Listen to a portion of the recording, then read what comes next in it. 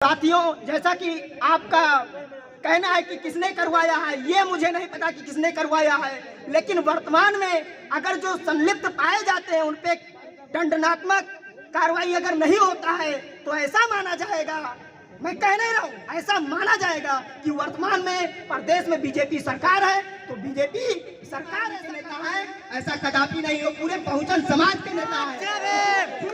भीम के लाडलों पर कि कलम चलाने वालों को तलवार चलाने पर मजबूर न करो।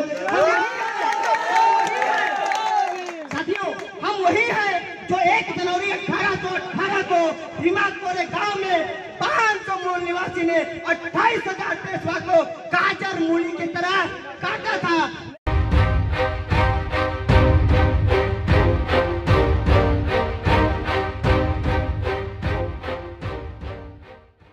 क्या नाम है आपका? जी, मेरा नाम वीरेंद्र उर्फ आजाद भारतीय विद्यार्थी मोर्चा जिला अध्यक्ष। आज ये कैसा प्रदर्शन कर रहे हैं? आज गोंडा में जिलाधिकारी कार्यालय के समकक्ष हम लोग अपना मांग लेकर के बैठे हुए हैं। हम लोग ज्ञापन देने आए थे। माननीय जिलाधिकारी महोदया अभी इस समय यहाँ पर कार्यालय पे मौजूद नहीं है। जब तक माननीय जिलाधिकारी महोदय नहीं आती हैं, जब तक हम लोग यहाँ पर शांतिपूर्वक बैठ के पूर्णतः संवैधानिक दायरे में रह करके हम लोग जो भाई चंद्रशेखर आज़ाद जी के साथ ये घिनौना कृत्य किया गया है, अभी आप लोग सुने होंगे, कल का ही ये मैटर है। सहारनपुर में देवबंद इलाके में भाई चंद्रशेखर आज़ाद जी के साथ गोलाबारी हुआ, जिसमें भाई के कमर के बगल से एक गोली निकली जो कि कमर से जुड़ी हुई है और कमर पे भी गोली लगी है। शुक्र मनाओ कि भाई इस समय स्वस्थ है, नहीं तो शायद हमें लग रहा है कि वर्तमान में भारतीय संविधान लागू है, नहीं तो भारतीय संविधान ना होता तो फिर हम लोग कहीं ना कहीं जो पूर्व में हम लोग 1 जनवरी 1818 में हमारे पूर्वजों ने किया था, क्योंकि देखिए समाज में बहुत ही त्याग और तप करना होता है, तब एक नेतृत्व वो भी राष्ट्रीय स्तर का पैदा होता है।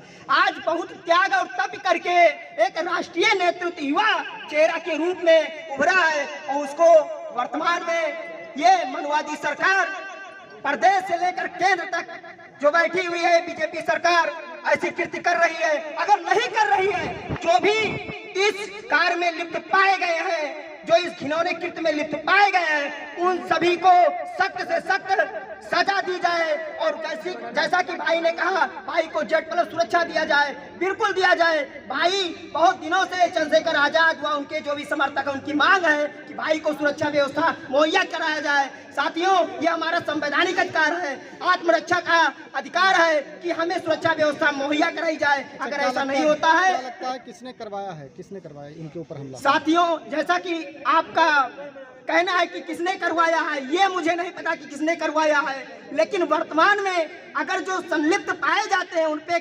दंडात्मक कार्रवाई अगर नहीं होता है तो ऐसा माना जाएगा, मैं कह नहीं रहा हूँ, ऐसा माना जाएगा कि वर्तमान में प्रदेश में बीजेपी सरकार है। तो बीजेपी सरकार ऐसा करवा रही है, प्रदेश से लेकर केंद्र तक बैठी है बीजेपी सरकार, तो और किससे सवाल पूछा जाएगा? वर्तमान में उसकी सत्ता है और ये कोई एक नई घटना नहीं है, आए दिन ऐसी घटना हो रही है। वर्तमान में उत्तर प्रदेश में जंगल राज स्थापित है। के नेता है, ऐसा कदापि नहीं हो, पूरे बहुजन समाज के नेता है, किसी एक वर्ग के नेता नहीं है, किसी एक वर्ग के नेता नहीं हो, पूरे बहुजन के नेता है।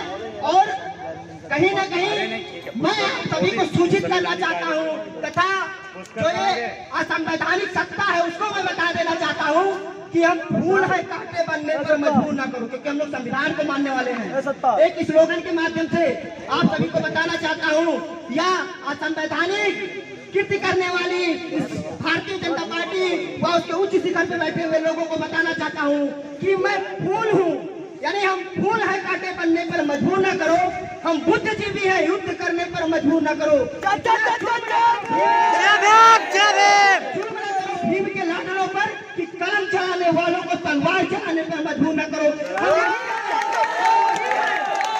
साथियों, हम वही है जो 1 जनवरी 1818 को भीमाकोरे गांव में 500 मूल निवासी ने 28,000 पेशवा को गाजर मूली की तरह काटा था, लेकिन आज भारतीय संविधान लागू है। हम हम लोग भारतीय संविधान को मानते हैं। शस्त्र से ज्यादा कलम पे हम लोग विश्वास करते हैं, अस्त्र शस्त्र से ज्यादा कलम पे विश्वास करते हैं। इसीलिए हम लोग कलम को मानने वाले हैं। इसीलिए आप जैसी जो असंवैधानिक सत्ता है उससे निवेदन करना चाहते हैं, उसको बताना चाहते हैं कि आप ऐसा कितना करें कि हम लोग मजबूर हो जाए और पुरानी अपनी जो विरासत है, अपनी जो इतिहास है, उन महापुरुषों को याद करके अगर आ गए तो आपको नस्ते नाबू तो हो ही जाएंगे। लेकिन खंड चाहता हूँ, इस देश को चाहता हूँ, हम सभी बहुजन समाज के लोग चाहते हैं इस देश का बहुत टुकड़ा हुआ, अब ये टुकड़ा होने नहीं दिया जाएगा। भारतीय जनता पार्टी व उसके उच्च शिखर पर बैठे हुए लोग इस देश को तोड़ना चाहते हैं। लेकिन मैं बताना चाहता हूँ, हम लोग संविधान को मानने वाले हैं। डॉक्टर बाबा साहब अम्बेडकर जी ने कहा, हम भारत के लोग, आप लोग उद्देश्य का पढ़ते होंगे प्रस्तावना में, हम भारत के लोग, हम भारत के लोग जो भी इस समाज में जन्मे महापुरुष है, बहुजन समाज के जो महापुरुष है, उनका जो उद्देश्य और विचारधारा था इस देश में भाईचारा हो, इस देश को एकत्र करके एक अखंड राष्ट्र है ही और इसको उच्च शिखर पे ले जाया जाए, यही हम लोग का मानना होगा।